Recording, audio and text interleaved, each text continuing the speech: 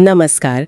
आज हम एक बहुत ही दिलचस्प विषय पर बात करने वाले हैं, बेडरूम के लिए सही रंग, वो भी वास्तुशास्त्र के नजरिए से।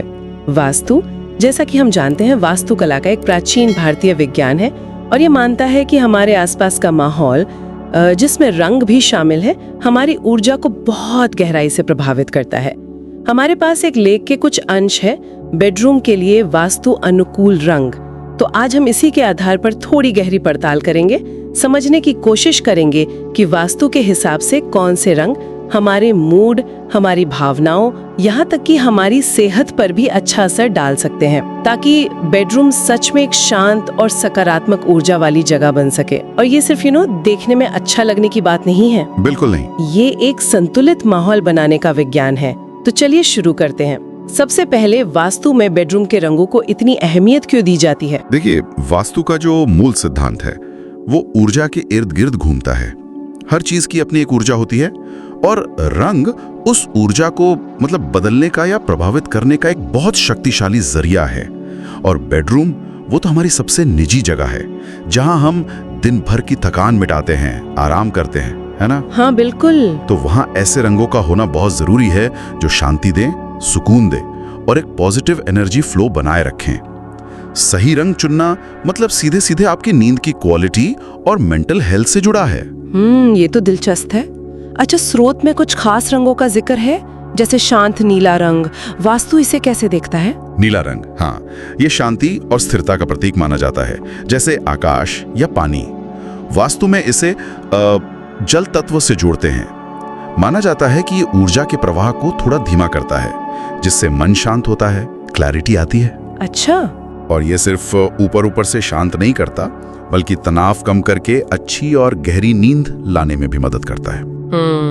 और अच्छी बात यह है कि ये बच्चों के कमरे और बड़ों के मास्टर बेडरूम दोनों के लिए ही अच्छा माना जाता है। सही है। और नीले की तरह ही हरा रंग भी है, जो प्रकृति से जुड़ा है। क्या उसका भी कुछ ऐसा ही असर होता है? हाँ बिल्कुल। हरा रंग तो सीधे सीधे प्रकृति, ग्रोथ और ताजगी से जुड़ा है। वास्तु इसे संतुलन और सद्भाव हार्मनी बढ़ाने वाला मानता है। ये आंखों को सुकून देता है, मन को ताजा करता है और यहाँ तक कि ये हीलिंग प्रॉपर्टीज भी रखता है, ऐसा माना जाता है। स्वास्थ्य सुधार में मदद कर सकता है। ये कमरे में एक तरह की जीवन शक्ति लाता है, लेकिन बहुत शांत तरीके से। समझ गई। अच्छा, और कुछ और रंग भी हैं, जैसे पीला, हल्का गुलाबी या हल्का बैंगनी। इनके बारे में क्या बताया गया है? ये भी काफी इस्तेमाल होते हैं। एक आरामदायक माहौल बनाता है। उनके लिए अच्छा है जिन्हें थोड़ी चमक चाहिए पर बहुत ज्यादा उत्तेजना नहीं। ठीक है। फिर है हल्का गुलाबी। ये कोमल भावनाओं, प्यार और केयर से जुड़ा रंग है। ये रिश्तों में मिठास लाने और एक नर्चरिंग पोषण देने वाला माहौल बनाने के लिए अच्छा है। और हल्का बैंगनी या लैवेंडर जिसे कहते हैं, वो अक्सर आध्यात्मिकता और मानसिक शांति से जुड़ा जाता है। ये ध्यान और रिलैक्सेशन के लिए बहुत अच्छा है, तनाव कम करने में मदद कर सकता है। ये जानना भी दिलचस्प है कि रंग कितना हल्का या गहरा है, ये बहुत मायने रखता है। जैसे आपने कहा, हल्का पीला ठीक है, पर शायद चमकीला पीला उतना अच्छा नहीं। आपने बिल्कुल सही पॉइंट पकड़ा। वास्तु में रंगों की इंटेंसिटी तीव्रता बहुत महत्वपूर्ण है। जहां हल्का पीला पॉजिटिविटी लाएगा, वहीं बहुत ज्यादा चमकीला पीला आंखों को चुभ सकता है, नर्वस सिस्टम को ओवर स्टिमुलेट कर सकता है, आराम करना मुश्किल हो जाएगा। हाँ सही है। तो संतुलन, बैलेंस बहुत जरूरी है। खासतौर पर मास्टर बेडरूम के लिए कोई विशेष सुझाव है रंगों को लेकर? हाँ, मास्टर बेडरूम क्योंकि आराम और इंटीमेसी की जगह है, वास्तु यहाँ ऐसे रंगों की सलाह देता है जो स्थिरता और सुकून दें, ग्राउंडिंग हो, जैसे मिट्टी के रंग, अर्थी टोन्स जिन्हें कहते हैं, हल्का भूरा, बेज, ऑफ वाइट या फिर स्किन टोन्स। अच्छा। ये रंग भारी नहीं लगते और एक शांत, सुरक्षित महसूस कराने वाला माहौल बनाते हैं, जो गहरी और अच्छी नींद के लिए जरूरी है। सही है। अब उन रंगों पर आते हैं जिनसे बचने की सलाह दी जाती है। ये जानना भी उतना ही जरूरी है, ताकि अनजाने में कोई गलती ना हो जाए। हाँ, ये बहुत जरूरी है। कुछ रंग ऐसे हैं जो बेडरूम की शांत ऊर्जा को डिस्टर्ब कर सकते हैं। वास्तु के हिसाब से इनसे बचना चाहिए, जैसे कि काला रंग। काला?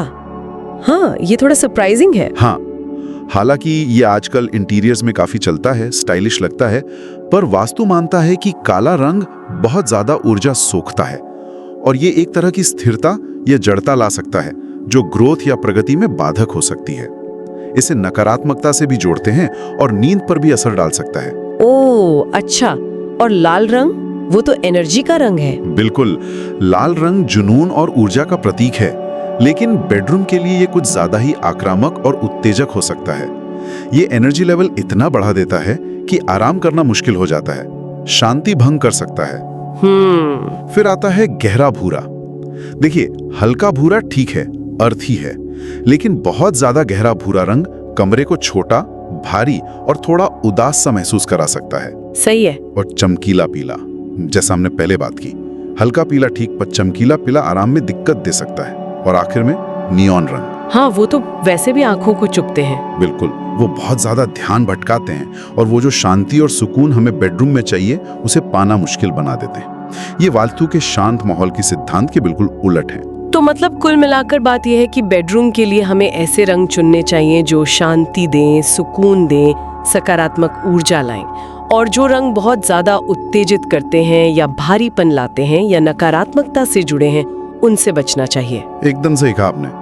उद्देश्य यही है कि बेडरूम की ऊर्जा उसके असली मकसद से मेल खाए, जो कि है आराम और तरोताजगी। और अगर हम इसे थोड़ा और बड़े पैमाने पर देखें तो ये सिर्फ दीवारों का रंग नहीं है, ये हमारी मानसिक और भावनात्मक सेहत को रोजाना प्रभावित करने का एक तरीका है। रंगों का चुनाव हमारी नींद, हमारे मूड और हमारी ओवरऑल वेलबींग पर शायद हमारी सोच से कहीं ज्यादा गहरा असर डालता है। हाँ, ये तो है। और यहाँ एक बात सोचने वाली भी है, क्या सिर्फ दीवारों के रंग ही मायने रखते हैं, या फिर जैसे चादरें हैं, पर्दे हैं या छोटी मोटी सजावटी चीजें भी हैं, क्या उनके रंग भी इसी तरह वास्तु के हिसाब से बेडरूम की ऊर्जा को भले सूक्ष्म रूप से प्रभावित कर सकते हैं? इस पर भी सोचा जा सकता है।